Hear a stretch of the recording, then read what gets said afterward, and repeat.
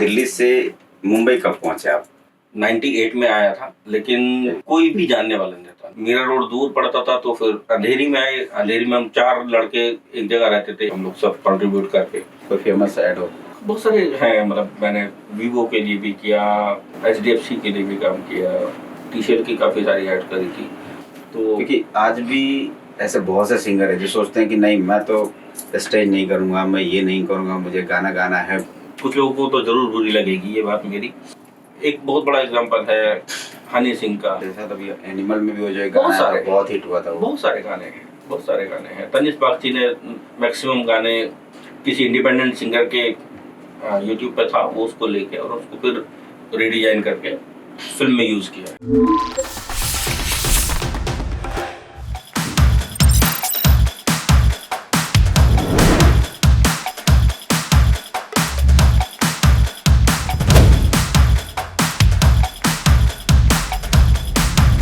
Hello दोस्तों, मेरा नाम है अमित आनंद और आज हमारे साथ खास मेहमान हैं कुमार भोपी जी।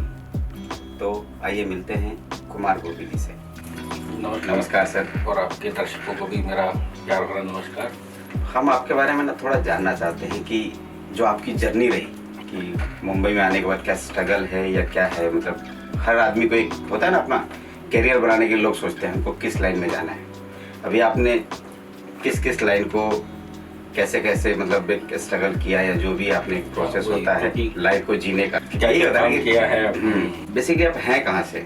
मैं हूँ गाजियाबाद में पला पड़ा। और उसके बाद फिर दिल्ली में ही जॉब थी पापा की, तो हम लोग भी फिर दिल्ली शिफ्ट हो गए थे 92 में। शिफ्ट हो गए थे मतलब कहाँ? हम लोग गाजियाबाद। अच्छा, गाजियाबाद से शिफ्ट। हाँ, गाजियाबाद से दिल्ली शिफ्ट हो गए थे। दिल्ली में मैं पढ़ाई कर रहा था और साथ ही साथ मुझे गाने का शौक था। और जैसे कि मैं काला हूँ तो आप काला मुझे दिखते कि इसलिए बता रहा हूँ मैं, क्योंकि जैसे हम ट्यूशन पढ़ने जाते थे या स्कूल में भी पढ़ने जाते थे, तो चाहे जब मुझे खड़ा कर देते थे कि सुनाओ गाना।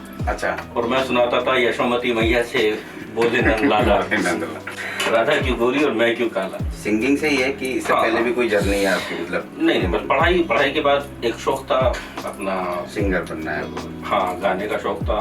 दिल्ली में बहुत शोज किए, बट पहले क्या होता था कि पूरी रात जागरण होते थे और वहाँ के जितने भी सिंगर्स होते थे उन सबको हाई पिच पे गाना पड़ता था और वो कंटिन्यूअस 3-4 घंटे गाते। तो जागरण वगैरह मतलब हाँ होता है, तो वो रात भर, क्योंकि नवरात्रों में जैसे होता था तो अलग अलग विशाल भगवती जागरण होते थे, तो वहाँ पे हमारी एंट्रीज होती थी। सपोज हमने यहाँ 11 से 12 बजे तक गाया, उसके बाद फिर नेक्स्ट टाइम 1 बजे से 2 बजे तक कहीं दूसरी जगह होता था। अच्छा, मतलब आप ही का शो इधर, फिर इधर से फिर आप कहीं और चले गए। वहाँ पे एंट्री सिस्टम होता था कि एक ही सिंगर एक रात में 3-4 जगह भी गाते थे, गाना गा सकते हैं। हाँ, कि कहीं पे जागरण की ओपनिंग करके फिर दूसरे सिंगर आ गए, आपने पेमेंट ली और निकल गए, फिर दूसरी जगह गए, फिर दूसरी जगह पेमेंट, फिर तीसरी जगह।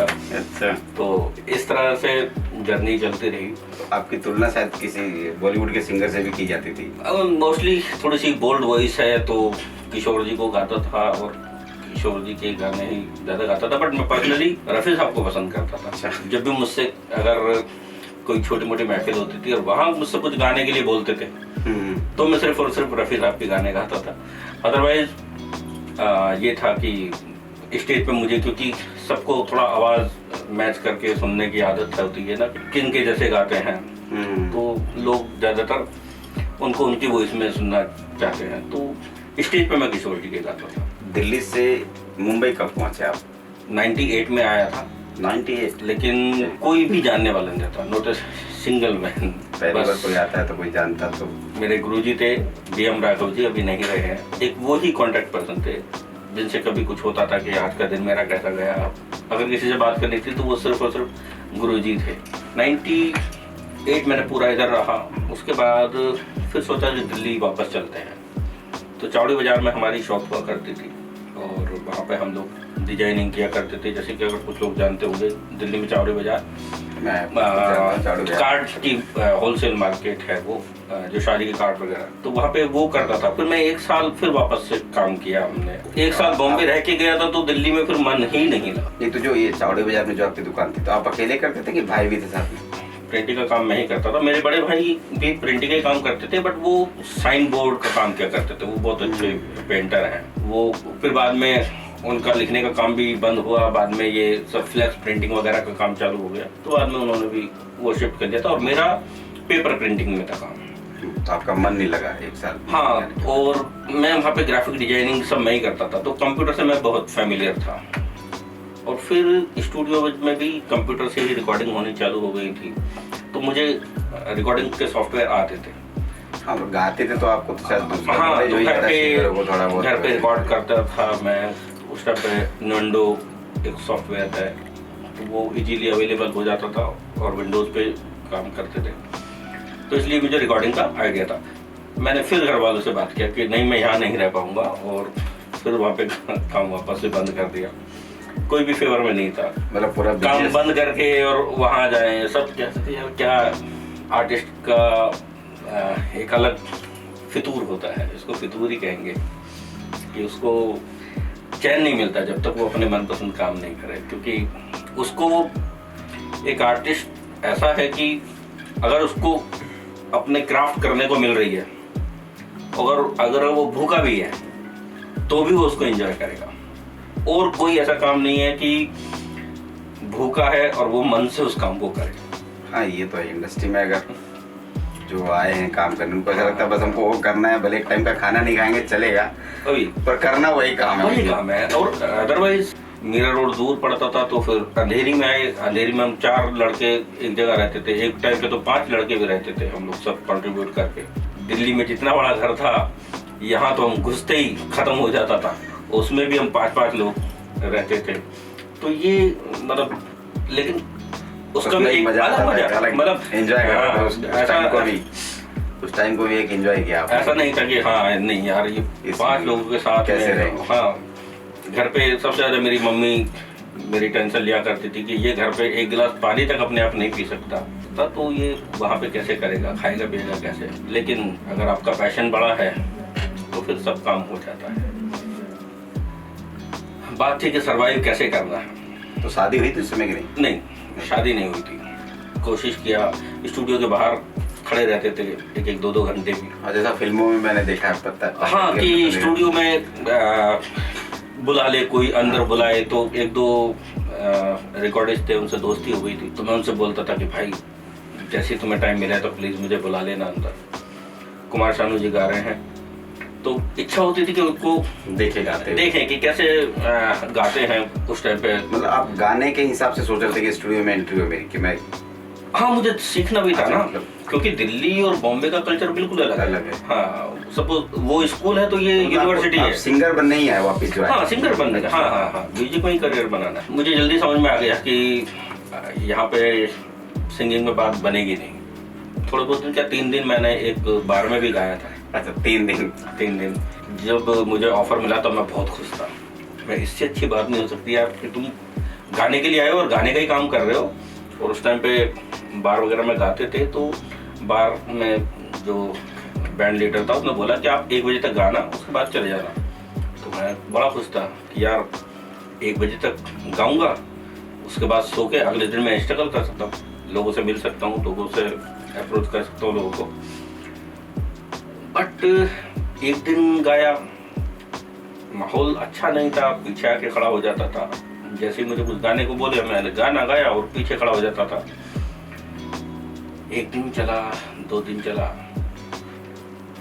तीसरे दिन वो बोला, जो बैंड लीडर था, कि भाई ऐसे काम नहीं चलेगा, आप गाते और पीछे चले जाते हो, आपको एक तो स्टेज पे ही रहना पड़ेगा और लोगों से जाके फरमाइशें भी लेनी पड़ेगी। अच्छा। क्योंकि सब लोग अपनी चॉइस का सुनना चाहते हैं और आप उनकी चॉइस का गाओगे तो वो आपको पैसे देंगे। तो वो मुझे बिल्कुल भी गवारा नहीं हुआ। नहीं यार, मैं किसी को मतलब किसी से पूछ नहीं सकता कि आपको क्या सुनना है। हाँ, और मैं किसी से नहीं ले सकते। जो ऐसा करते हैं मैं उनको उनके लिए भी कुछ गलत नहीं बोल रहा हूँ, वो जो कर सकते हैं वो करते हैं। पर मैं कंफर्टेबल नहीं था, क्योंकि दिल्ली में वैसा कुछ किया ही नहीं था। दिल्ली में शादी के भी शोज किए थे, कॉर्पोरेट शोज भी किए थे, तो इसलिए एक अलग तरह से स्टेज पे गाया था। अब यहाँ बिल्कुल ही अलग हो गई थी कहानी। तो मैं कहा नहीं यार, आई एम सॉरी भाई, मैं नहीं कर पाऊँगा। उसके बाद मैं फिर कभी नहीं गया। लेकिन यहाँ पे सर्वाइव करना था। मैंने यहाँ पे एक रेस्टोरेंट भी चलाया। अच्छा। हाँ, महाराष्ट्र में गवर्नमेंट अलॉट करती है, उसको बोलते हैं झुमका भाकर। झुमका भाकर एक्चुअली खाने की चीज़ होती है। अच्छा। हाँ, झुमका और भाकर रोटी जैसा रहता है, चावल की रोटी होती है, उसको खाते हैं। मैंने वहाँ पे वड़ा पाव भी बेचा। अच्छा, आप खुद ही चलाए? उसल पाव और मिसल पाव ये सब भी बेचा। बात बोलता हूँ कि इंडस्ट्री में जो आदमी आता है ना, चाहे छोड़ के चला जाए, उसको बोलते हैं प्लास्टिक का कीड़ा, जो कभी मर नहीं सकता। चाहे कोई भी आप खा लो, वो प्लास्टिक का कीड़ा चाहे रहेगा ही रहेगा। उसके बाद में फिर एक टाइम के बाद मैंने कहा यार नहीं, क्योंकि मुझे फायदा ही नहीं हो रहा था उसमें। मैं देखता था कि यार सब, तो फिर मुझे बताया कि यार सेठी लोग जो होते हैं ना, वो सही से चला पाते हैं इन सब चीज़ों को, आपको फायदा नहीं होगा। क्योंकि मैं फिर अपना हाइजीनिक तरीके से उसको बनाना और किचन भी साफ सुथरी, तो वो मुझे नहीं चला। जैसे आज का जो सामान होता था बचा हुआ, वो मैं फेंकवा देता था और बाकी लोग नहीं फेंकते। बाकी लोग शायद नहीं फेंकते या मुझे नहीं पता कि क्या होता है, बट मुझसे नहीं चला। मतलब मैं लॉस में ही था। वो छोड़ के फिर संध्या टाइम्स एक अखबार आता था, पता नहीं अब आता है नहीं आता, अभी मिड डे आता है सिर्फ। संध्या टाइम्स भी आता था, मिड डे अभी तक भी चालू है। संध्या टाइम्स शायद बंद हो गया। तो उसमें मैंने जॉब ढूंढना शुरू किया। वहाँ पे मुझे जॉब दिखी कंप्यूटर ग्राफिक डिजाइनर की, जो कि मेरा सेम काम था। दिल्ली में चावड़ी बाजार में मैं खुद ही डिजाइन बनाया करता था। फोटोशॉप करल्ड्रा मेरे को आता था। तो बैंक डेटा फॉर्म एक कंपनी है मरीन ड्राइव पे, उसमें मैंने इंटरव्यू दिया और मैं सेलेक्ट हो गया। वहाँ पे जॉब स्टार्ट हो गई। मेरी सैलरी थी 6,000 रुपये। अच्छा। हाँ, जैसे जो यहाँ के रेलवे के पास जो होते हैं, वो ये कंपनी बनाती थी, वो मेरा डिजाइन किया हुआ है। अच्छा, पहले भी ये चल रहा है। हाँ, और पहले कूपन की बुकलेट आती थी। हाँ। 50 रुपए की बुकलेट होती थी, 25 रुपए की। तो उसमें जो कूपन्स थे वो सब मेरे डिजाइन। जो बस में चलता था शायद? नो, ट्रेन में तो पंच करते थे कि आपको अच्छा। मीरा रोड जाना है, और तो कार्ड लगा होता था, उस पर लिखा होता था कि 5 रुपए की टिकट लगेगी। ऐसा बस में भी था क्या पहले? तो नहीं, बस का मुझे आइडिया नहीं, बट मैंने ट्रेन की जो कूपन्स थे वो मैंने प्रिंट की, मतलब मैंने डिजाइन किए थे और उस कंपनी ने प्रिंट किए थे। पहले उस पर बैंक डेटा सिक्योरिटीज करके लिखा भी आता था। वहाँ पे काफ़ी बैंकों के भी चेक बुक वगैरह, मैंने काफ़ी चेक्स वगैरह डिजाइन किए। मैं इस शहर में करने क्या आया हूँ? फिर वापस से यही काम करना था, तो दिल्ली में छोड़ के क्यों आया? मतलब कीड़ा पे जिंदा हो गया। मुझे एक्चुअली एक जगह पे बैठ के काम नहीं करना था। मुझे कुछ ऐसा काम चाहिए था जिससे कि मैं मार्केट में घूम सकूं और जिन लोगों से मुझे बात करनी है उन लोगों से भी बीच बीच में मिल सकूं। काम जो समझ में आया वो था क्रेडिट कार्ड की रिकवरी। क्रेडिट कार्ड की रिकवरी? हाँ, तो वो भी मैंने वही मिड डे से ही या संध्या टाइम से जिससे भी देख के, और एक रिकवरी एजेंसी में मैंने जॉब ज्वाइन कर ली। वहाँ से काफ़ी फायदा हुआ मुझे, क्योंकि कुछ इंडस्ट्री के लोग भी मिले जिनको क्रेडिट कार्ड का पैसा भरना था, और मैं देखता था तो बड़ा खुश होता था, अरे वाह आज तुमसे जाके मिलूंगा। तो मैं उनके पास जाता था, सर आपका 3 महीने का रुका हुआ है, आपके पास है तो दे दो, नहीं तो कोई बात नहीं, सर मुझसे बात करो बताओ। क्योंकि और मैं वही चाहता था, एक्चुअली मैं वही चाहता था। उसी रिकवरी के दौरान नाम नहीं लेना अच्छा रहेगा, बट काफ़ी म्यूजिक डायरेक्टरों से भी मिला मैं, 4-5 म्यूजिक डायरेक्टरों से भी मिला, सिंगर्स से भी मिला। मतलब आज जगती चली गई। हाँ, और कुछ अच्छा ये हुआ कि कुछ राइटर भी थे, उन्होंने मुझे स्टूडियो में बुलाया। तो मैं उनसे बोल देता था कि सर मैं भी दिल्ली से हूँ और मैं गाना गाना चाहता हूँ। अरे वाह अच्छा है, ठीक है तुम स्टूडियो में ही आ जाओ। तो फिर मैंने बॉम्बे के स्टूडियोज देखे कि हाँ रिकॉर्डिंग स्टूडियोज कैसे होते हैं। फिर क्रेडिट कार्ड से मैंने फिर वो छोड़ के फिर DSA ले लिया, डायरेक्ट सेल्स एजेंसी मिलती है बैंक की, और फिर मैं फाइनेंस में अच्छा करने लगा। मेरी कंपनी थी कैपिटल सोर्स। हाँ, उस टाइम पे मेरे पास में 35 पीपल का स्टाफ था। 35 लोग मेरे पास काम करते थे। और मुंबई में ही आप लोग? अंधेरी वेस्ट में। अच्छा, अंधेरी वेस्ट में स्टेशन के पास, क्योंकि या बॉम्बे में कोई भी अगर इस तरह का ऑफिस है ना, तो सबसे जो अच्छी प्रेफरेंस जो रहती है वो स्टेशन के पास रहती है, क्योंकि स्टाफ आपको इजी मिल जाता है, क्योंकि उसके लिए आना जाना एक्सेस करना अच्छा रहता है ना। तो मैंने अंधेरी स्टेशन के पास में ऑफिस खोला था। 35 लोग मेरे पास काम करते थे। फिर 2005 में मेरी शादी हो गई और फिर गाना थोड़ा सा छूट गया। हाँ, बट मैं, क्योंकि मैंने मेरा अंदर केबिन बनाया हुआ था, तो केबिन में मैंने पहले सोचा था कि उसको एकॉस्टिक करा लूँ। एकॉस्टिक वो होता है जैसे मतलब साउंड प्रूफ, मतलब गाने के लिए साउंड प्रूफिंग की जरूरी होती है। हाँ, नहीं तो फिर मेरा स्टाफ बाहर वो बैंकिंग का काम कर रहा है, वो कह रहा है वो बॉस को क्या हुआ है वो। तो एक से बात किया, उसने कहा कि सर आप मोटे मोटे पर्दे खरीद लीजिए और वो पर्दे लगा लीजिए।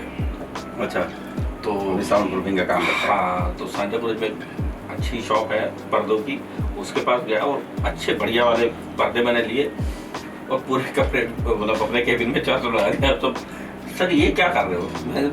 ये मुझे अच्छा लगता है इसलिए मैं कर रहा हूँ। तो इससे क्या फ़ायदा हुआ मुझे कि मुझे रिकॉर्डिंग का तरीका आ गया। फिर एक दो स्टूडियो में जैसे मैं गया था, तो एक दो रिकॉर्डिस्ट से भी मेरी दोस्ती हो गई और उनसे मैंने सीखा कि किस तरह से साउंड को करते हैं, प्रोसेस कैसे करते हैं। और -1 ट्रैक्स भी मिल जाते थे। कुछ हमने बनवाए भी थे। मेरा अच्छा ये बिजनेस अच्छा चल रहा था, फाइनेंस का, कैपिटल सोर्स। हाँ, मेरा बहुत अच्छा चल रहा था। मेरे पास में गाड़ी भी हो गई थी, घर भी हो गया था। कांदिवली लोखंड वाला अच्छी जगह है, तो वहाँ पे एक अच्छा फ्लैट ले गया था 1 BHK। अच्छा चल रहा था। बस फिर 2008 में रिसेशन आया। अच्छा, 2008 में रिसेशन आया तो ऑलमोस्ट सभी बैंक में जो काम करता था, बार्कलेस के लिए काम करता था, एबीएन एमरो के लिए काम करता था, डीसीबी के लिए काम करता था, और एक था डीबीएस चोलामंडलम। अच्छा, 2008 में सब बैंक बंद हो गए। सिटी बैंक तक उड़ने वाला था, बट उसे यूएसए ने फंड किया था, तो ये बैंक रह गया था। बट सब बैंक बार्कलेस ये सब बंद हो गए थे, एबीएन एमरो बंद हो गया था। जब मैं ये काम करता था तो मुझे ये लगता था कि मैं फाइनेंस इंडस्ट्री में हूँ, तो ये काम तो कभी बंद नहीं होगा, क्योंकि पैसे का कोई ऑल्टरनेट ही नहीं है। बट मुझे नहीं पता था ये काम भी बंद हो सकता है। मेरा स्टाफ भी सोच रहे थे। मैंने बोला कि यार मुझे बंद करना पड़ेगा, पर स्टाफ कोई भी इस फेवर में नहीं था कि मैं बंद करूँ। वो कह रहे सर कोई बात नहीं, आप 2 महीने बाद भी सैलरी दोगे, 3 महीने बाद भी दोगे, चलेगा। बट मुझे पता था कि पता नहीं 2 महीने बाद अगर नहीं चला तो क्या। हाँ, नहीं यार देखो सुनो, जिस दिन काम शुरू हो जाएगा मैं वापस से बुला लूंगा आपको। और मैंने कड़ा डिसीजन लिया और मैंने ऑफिस बंद किया। उसके बाद फिर एंट्री हुई, ये शायद इंडस्ट्री ही लास्ट डेस्टिनेशन थी मेरी। फिर मैं 2000 कितने साल तक आपका बैंकिंग वाला जो था कितने साल तक रहा? मैंने 2000 में शुरू कर दिया था। आते ही और 1 साल आपने उधर जॉब में दिया, उसके बाद में फिर उसको भी छोड़ मैंने 2001 से आपने किया हुआ है। हाँ, 2002 से आप कह सकते हैं। फिर मैंने 2008 तक आपने पूरा हो। फिर मैंने एज ए साउंड इंजीनियर काम किया। लगभग सभी सिंगरों को मैंने रिकॉर्ड किया। लता जी को नहीं कर पाया बस रिकॉर्ड से। बाकी उस टाइम के जितने भी बड़े सिंगर्स थे सबको 1 बार 2 बार 3 बार सबको तो इस रिकॉर्ड किया। ये स्टूडियो कौन सा था जहाँ आपने रिकॉर्ड किया? 3-4 स्टूडियो थे। एक था गिल्सन स्टूडियो, उन्होंने देवघर की रौनक बढ़ाने हो, नेवलक वगैरह की एडें उन्होंने बहुत की। तो फिर 1-1.5 साल उनके पास भी काम किया मैंने। तो आपने गाया कि रिकॉर्ड? नहीं, मैं फिर अच्छा, साउंड रिकॉर्डिस्ट। हाँ, साउंड इंजीनियर काम करता। साउंड इंजीनियर आ गया, मतलब सिंगिंग छोड़ दिया? वो छोड़ ही दिया था। अच्छा, हाँ। तो बट ये था कि मुझे, क्योंकि म्यूजिक के लिए आया था, म्यूजिक पसंद था, तो मुझे सिर्फ म्यूजिक में रहना था। उसको मैं एंजॉय करता था कि जैसे सोनू निगम जी गा रहे हैं तो मैं वहीं पर, मुझे ये सौभाग्य भी मिला कि जो मेरे आइडियल्स सिंगर्स रहे हैं तो उनको भी मैं बोल सकता था सर एक बार और ले लेते हैं। नहीं तो मैं उनको कैसे रोक सकता था। हाँ, करते करते फिर उससे भी मैं बोर हो गया। उससे एक फायदा हुआ कि सभी सिंगर्स और म्यूजिक डायरेक्टरों से मेरा 1-to-1 हो गया। कुछ म्यूजिक प्रोड्यूसर्स थे, उनसे सबसे अच्छी दोस्ती हो गई। म्यूजिकल था ही। 2008 में रिसेशन आया था, 2008 से शुरू किया था मैंने, और फिर 2011 में मैंने 2 साल बाद वो भी ब्रेक किया, वो भी बंद कर दिया। एक सिंगर गा के गए हैं दूसरे अभी बाहर बैठे हुए हैं। सोनू जी गए, अभी उदित जी आने वाले हैं, हाँ, उदित जी गए तो कुमार जी आने वाले, वही चल रहा था सब। मैं कहा, यार ये क्या चल क्या रहा है। फिर मैंने 10 दिसंबर 2011 में जॉब छोड़ दिया। अच्छा, कौन सा स्टूडियो से? SRS स्टर्लिंग रिकॉर्डिंग स्टूडियो, ये ओशिवारा में था, अब नहीं है। उस टाइम पे मेरी सैलरी थी 10,000 रुपये। अच्छा, recording as a recording staff, as a recording जो काम करता 10,000 था, हाँ, और बाकी ओवर टाइम मिलता था। 6 बजे के बाद अगर कोई भी रिकॉर्डिंग होती थी या संडे के दिन कोई रिकॉर्डिंग होती थी तो वो 200 रुपये पर आवर के हिसाब से वो मिलता था एक्स्ट्रा। 14,500 रुपये की मेरी EMI थी, गाड़ी से आया करता था कांदीवली से यहाँ तक। किसी को बताता नहीं था कि मेरी सैलरी कितनी है। अच्छा, हाँ, नहीं तो सब हंसे नहीं कि 10,000 रुपये की सैलरी है इसकी, और गाड़ी से आता है और लोखंड वाला कांदीवली में रहता है। जैसे मैंने कहा कि मैं एक चीज़ से बहुत डर के रहा हूँ कि कोई भी मेरे से पैसा मांगने आए तो मुझे पता था कि EMI कब तक भरूंगा मैं अपने पैसे से। उस फ्लैट को मैंने उस टाइम पे 46 लाख में बेचा था। फिर जो थोड़ा बहुत बैंक का था वो दिया मैंने, बिना उसके मेरे रोड में फ्लैट ले लिया था और उसको फिर भाड़े पे दे दिया था। और अभी नया काम क्या स्टार्ट किया आपने फिर? इवेंट का मुझे आइडिया पहले दिल्ली से ही था। अच्छा, तो दिल्ली में आप? हाँ, यहाँ पर फिर मैंने वही शुरू किया। उसमें यहाँ फ़ायदा जो हुआ मुझे रिकॉर्डिंग स्टूडियो में काम करने का, वो ये हुआ कि सब सिंगरों से मेरा 1 to 1 हो गया। मतलब आज मुझे अगर सोनू जी किसी इवेंट के लिए चाहिए तो मेरे पास डायरेक्ट उनका भी नंबर था और मेरे पास उनके मैनेजर का भी नंबर था। शान हो गया, मतलब सभी जितने भी बड़े सिंगर्स थे। अलग अलग जो रियलिटी शोज है उससे भी 500 सिंगर आते थे नए नए। और हमारा करियर इसलिए नहीं बना क्योंकि उस टाइम पे ये सब अपॉर्चुनिटी नहीं थी। हाँ, सिंगिंग शो वगैरह नहीं था उसमें। हाँ, और फिर मैं बैंकिंग में अच्छा कमा रहा था और अच्छा अर्न कर रहा था, तो सिंगर बनना ही नहीं है। हाँ, फिर 2011 के बाद फिर छोड़ के मैं इवेंट्स करने लगा। इवेंट्स करते करते मेरे पास में कुछ नए सिंगर्स आते थे, वो बोलते सर मुझे काम दीजिए, इवेंट दीजिए। तो मैं बोला करता था कि इवेंट दूँ किस बेहाफ पे दूँ, क्योंकि हर कोई प्रोफाइल मांगता है कि आपने किसी फिल्म में गाया है या फिर कुछ एल्बम वगैरह आई है। तो वहाँ से जो सिंगर्स थे उनके पास गाने होते थे, वो बोलते थे कि सर अगर वीडियो आप कर सकते तो वीडियो आप कर दीजिए। प्रोड्यूसर भी बन गए। फिर दोस्ती हुई कैमरामैन से, डायरेक्टरों से, और फिर वहाँ से अपना प्रोडक्शन का काम भी शुरू हो गया। बस सिर्फ सेटअप थोड़ा अलग रहता है, तो उसमें मुझे प्रोडक्शन का अच्छा अनुभव हो गया। और ये हुआ कि लगभग अभी भी सभी बड़ी म्यूजिक लेबल्स हैं, उन पे मेरे प्रोड्यूस किए हुए गाने हैं। कंपनी आपने कब बनाई? 2011 में? 2008 में ही सोच लिया था कि मैं म्यूजिक स्टूडियो बनाऊंगा और उसका नाम बिग नॉइज रखूंगा।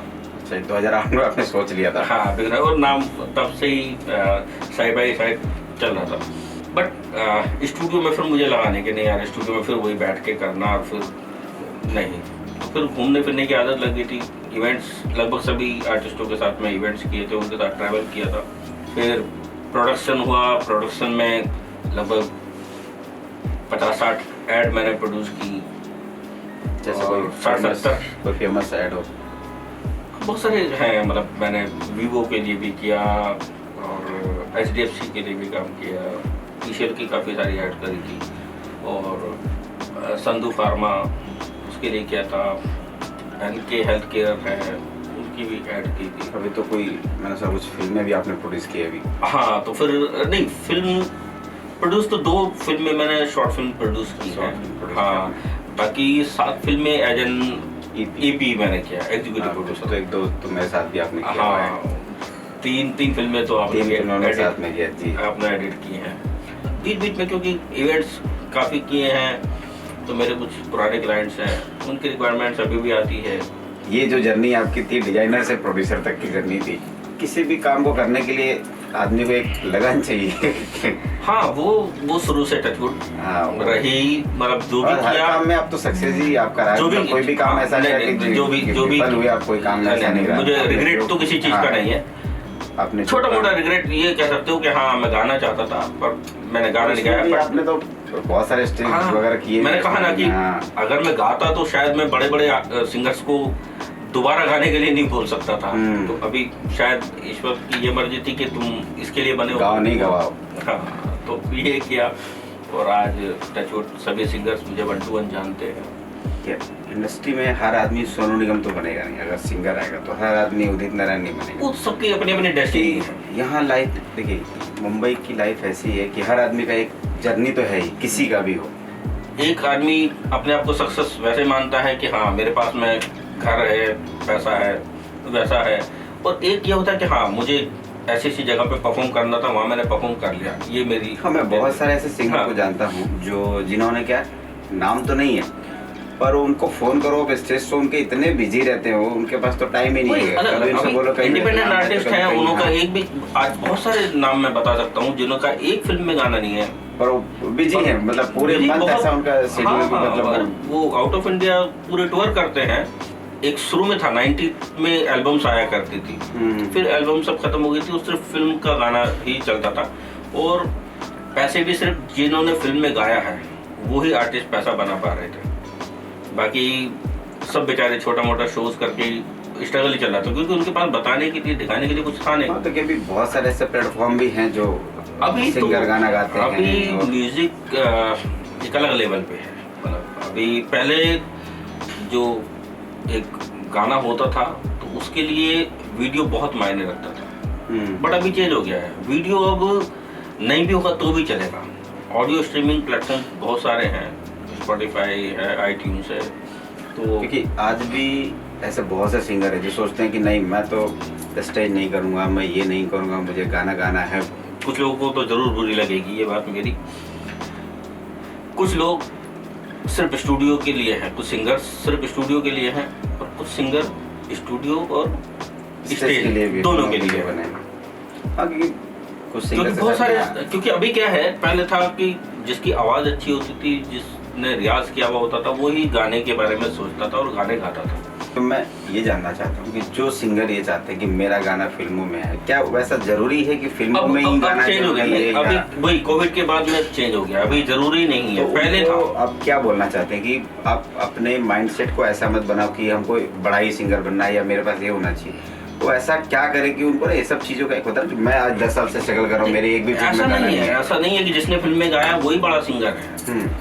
वही तो मैं कह रहा हूँ, कितने इंडिपेंडेंट आर्टिस्ट हैं कि उनका फिल्म में एक भी गाना नहीं है, बट आज वो बड़े हैं। ऐसा बताइए जो क्या है ना कि जो ऑडियंस है, जो सिंगर बनना चाहते हैं, उनको लगे कि हाँ मैं इनको देखो, हमने देखा नहीं इनको, आज यूट्यूब पे भी उनके बहुत सारे मिलियनों में सब्सक्राइबर हैं। सनमपुरी एक बड़ा अच्छा एग्जांपल है, मतलब विद्या बॉक्स भी है जो शायद विद्या बॉक्स है, सरली सेठिया है, ये सब कवर गा के आए हैं, मतलब अब फिल्मी गानों को ही वापस री रिकॉर्ड किया इन्होंने अपनी वॉइस में, और अपने आप को शो कर रहे हैं। हाँ, आज अच्छे शोज कर रहे हैं, मतलब शोज नहीं, अच्छे शोज कर रहे हैं। उसके बाद में फिर मैं नाम ले रहा हूँ कुछ, ये जब बड़े बन गए, उसके बाद में फिर फिल्म इंडस्ट्री अपने आप इनके पास पहुंच गई। एक बहुत बड़ा एग्जांपल है हनी सिंह का। हनी सिंह ने पहले पंजाब में खूब अपना बहुत बड़ा नाम कर लिया, उसके बाद में वो मुझे नहीं लगता कि किसी के पास आए होंगे, फिर हमारी इंडस्ट्री खुद उनके पास पहुंच गई कि आपके इतने, और वही अभी साउथ वाले को ले लेके कर रहे हैं, क्योंकि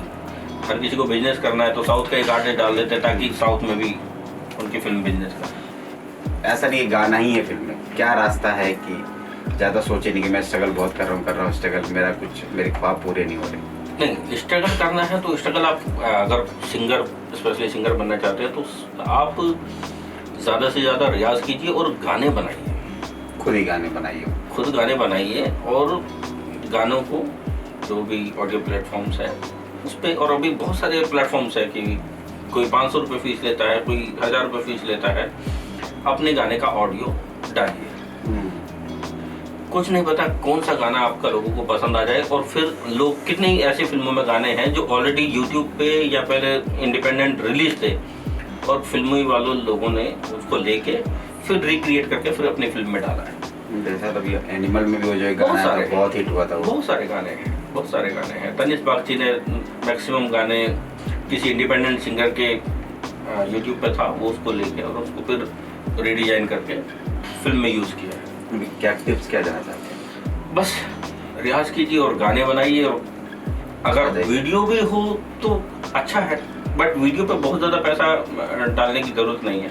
हाँ, ऑडियो पे ज़्यादा पैसा डालिए, क्योंकि ये प्रोसेस है, आप उसमें लगे हुए एक दिमाग से जो स्ट्रगल वाली जो लाइन है वो हटानी पड़ेगी ना सबसे पहले, क्योंकि मैं स्ट्रगल कर रहा हूँ। देख एक टाइम था कि जो स्टेज शोज करते थे उसी में अच्छा पैसा मिलता था। Thank you very much sir, आपने अपना वक्त दिया। और थैंक यू आपका भी, आपकी ऑडियंस का भी। मुझे नहीं पता कि मेरी बात पसंद की जाएगी या क्या की जाएगी, जो मेरे दिल में था वो मैंने आपने पूछा और मैंने बताया। दिल से आपका धन्यवाद। Thank you. ऑडियंस हमारे चैनल को देखिए और सपोर्ट कीजिए, ऐसे ही मेहमानों को लेकर आते रहेंगे और आपको रूबरू कराते रहेंगे।